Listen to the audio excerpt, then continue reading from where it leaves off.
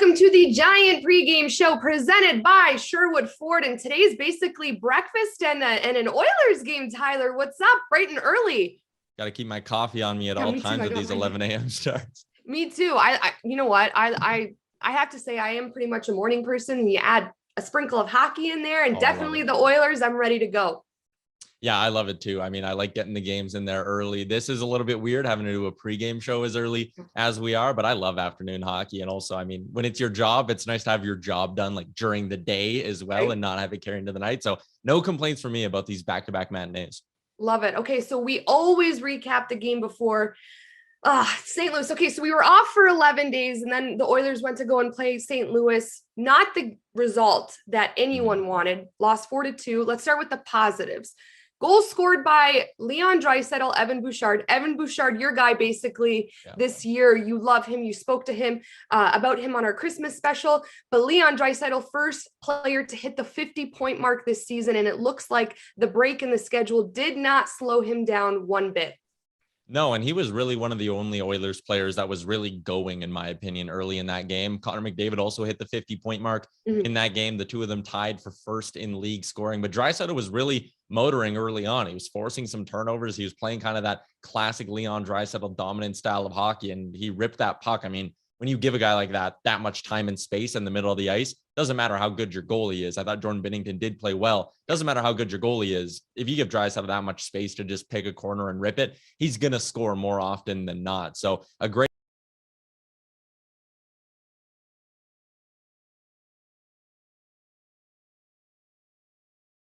an even better segue into Samorukov, which Tyler, I know that you and I kind of maybe have a little bit of opposing opinions on this. A lot of people are saying, was he ready to make his NHL debut? Should he have been in the lineup? Who knows? That's to me on management, on coaches, whatnot. It is his responsibility to not get danced like that twice in a game. Absolutely. However, to make your NHL debut and only play 2 minutes and 28 seconds to me is absolutely mind-blowing. Here's the thing. Should have Tippett taken Samorukov out after that second mistake? Absolutely. But should he have been back into the game? Yes.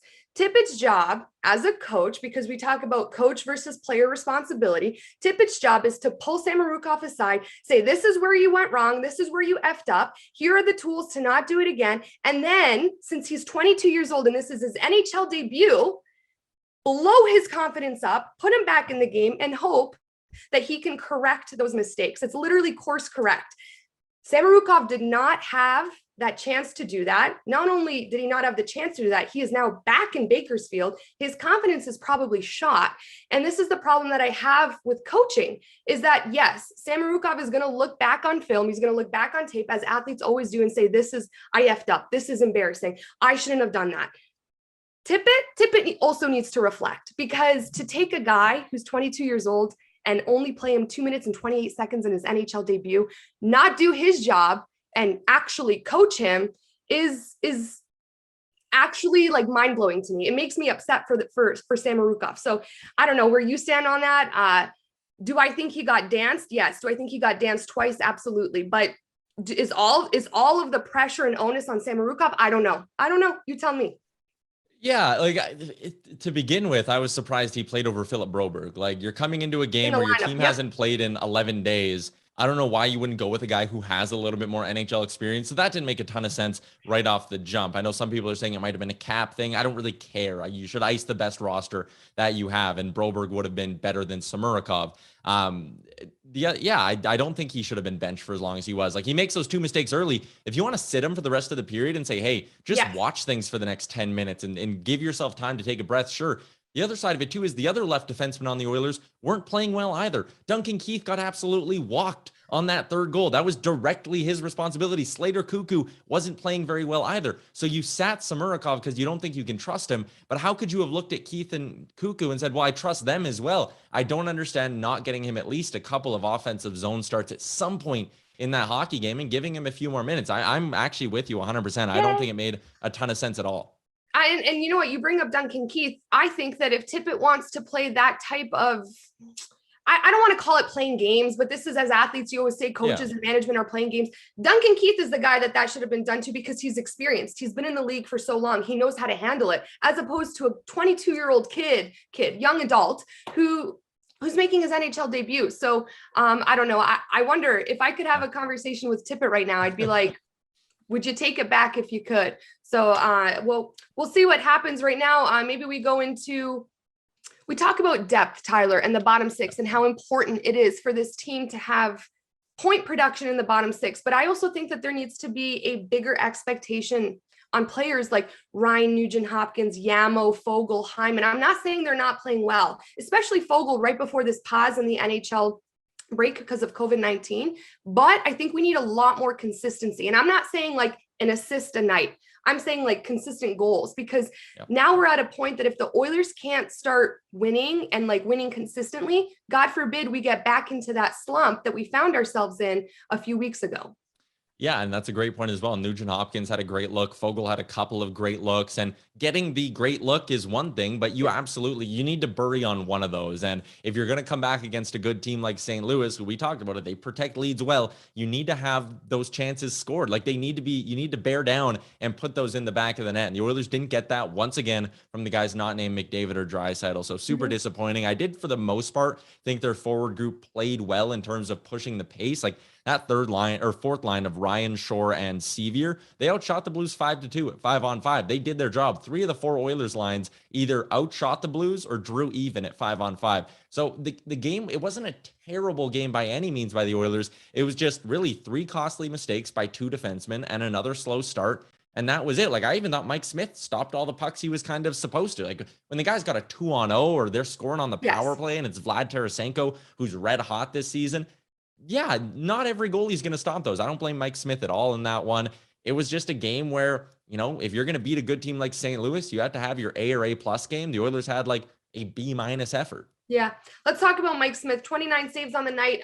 Conversation online. People were either like, yes, Mike Smith is back, and that's a save that Mike Smith would make, not necessarily the other goalies that we have. But then the other conversation on the other side of the fence was, he's not doing well at all.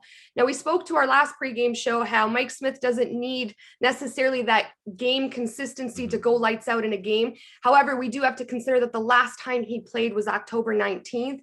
And I hate to be this person, but age does play a factor. The older you get as a professional athlete, maybe he does need that space and that room from Oilers fans to go up to his Mike Smith potential that we know and love. Now, that being said, I do think that he didn't have a bad game. Like, he didn't have the worst game. And by all means, that Oilers loss was not on Mike Smith, in my opinion. So. Oh, yeah, no, I'm with you 100%. Like, I actually thought he was just vintage Mike Smith. He stopped the pucks he was supposed to, made a couple of big saves, was out playing the puck really well, didn't turn anything over. There was one play, the one I laughed at was when he lost his stick and then still went out to play the puck and like did like a sweep with his blocker. I thought that was hilarious. But no, I'm fine with Mike Smith. Anyone complaining about it doesn't have a clue. All right. Can we move on to our game in a couple hours here, or an hour, Tyler? Yeah, let's dig into it because we don't have a ton of time. Okay, yeah, the Oilers are taking on the Devils, who are 11-15-5 and sitting pretty close to the bottom of the Metro Division. This should be a game that obviously the Oilers secure in New Jersey. However, nothing is ever set in stone. I believe that the Devils are coming off of a 4-3 win against the Sabres on Wednesday night. So they may have a little bit of momentum on their side, but Tyler, a game that the Oilers need, like literally in all caps, need to win. Yeah, this is one that you absolutely have to have. This Devils team is not good. They're 11-5-5 or 11-15-5 on the year, minus 22 goal differential. They're just 2-7-1 in the month of December, and some of the numbers that go along with that are not good. They've allowed at least 4 goals in 4 of their last 6 games, at least 3 goals in 7 in a row. They're only averaging 2.45 goals per game in December. So granted, the Oilers have been bad in December. They also have 2 wins. They're also averaging under 2.5 goals for per game, but the Oilers are the better team here. And if you want to be a playoff team, you look at an opponent like the Devils and you go out and get the 2 points and you don't even make it close. Like, this is a team, in all honesty, the Oilers should be stomping this afternoon. I almost said tonight. I've almost done that, I feel like, 100 times. This morning, the Oilers should go out and stomp the Devils because, this team's just straight up not that good. All right, let's go into the lines presented by Deuce Vodka for the New Jersey Devils.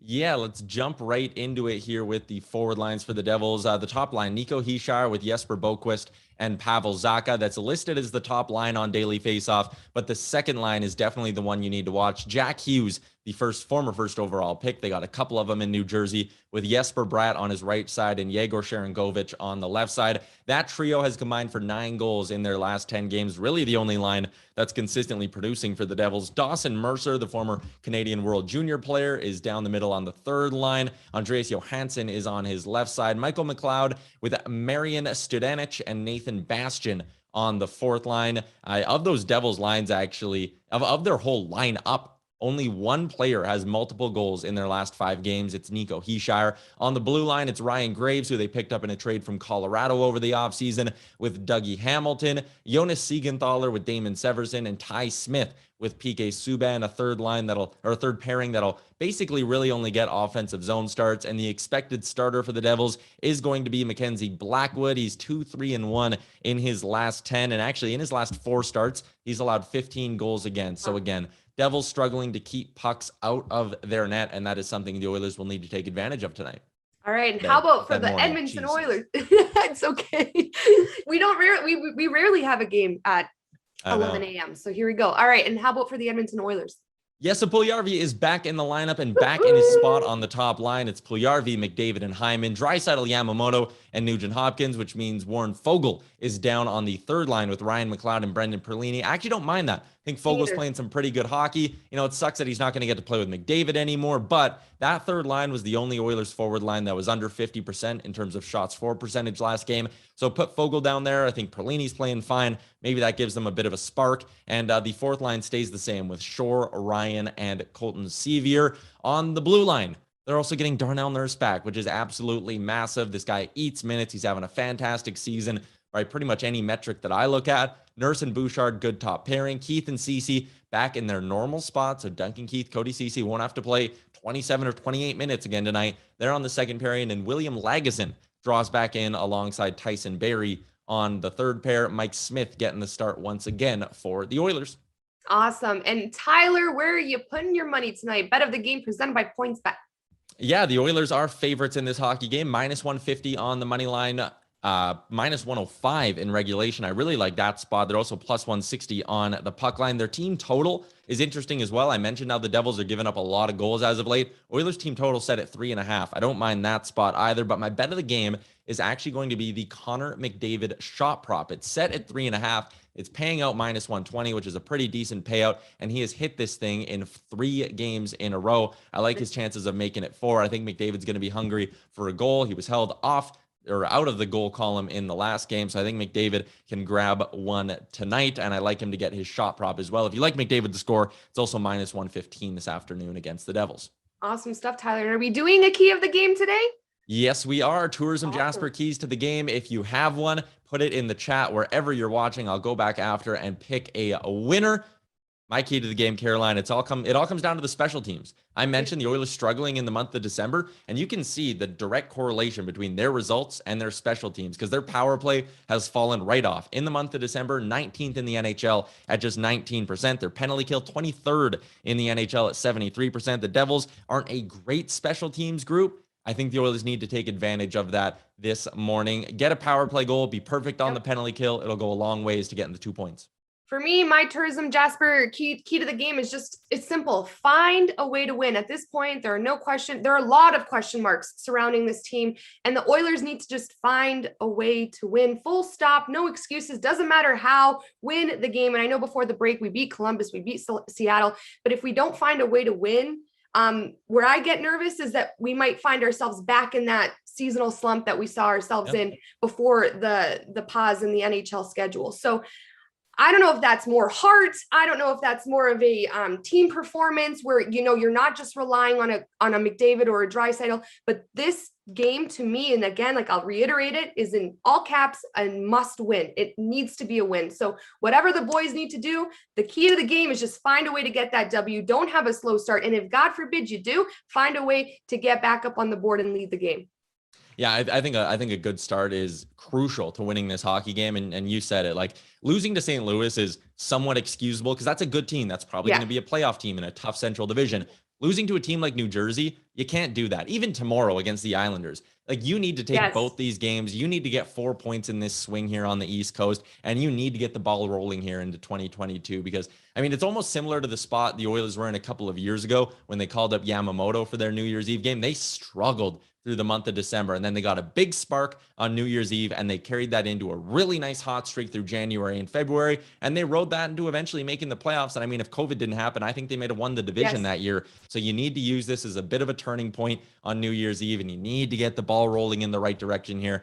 I just can't say it enough. You cannot lose to a bad team like the New Jersey Devils. It's important. It's super important. And again, you bring up the Islanders tomorrow. This needs to be a back-to-back 2 games for the Oilers. And crazy, I totally forgot that tomorrow is next year. Yeah, tomorrow is 2022, and we're going to be kicking off the new year with another pregame show bright and early once again. There's no better way to kick off the new year than a pregame show and an Oilers game. But for now, everyone enjoy the last day of 2021 and an Oilers game. Enjoy your breakfast, your coffee, however you do your mornings, and go Oilers go. Again, must win, needs to win the game. So we'll see where we are tomorrow, Tyler, but I'll see you next year. Hey? Yeah, I will see you next year. The classic dad joke. Thanks for watching, everybody.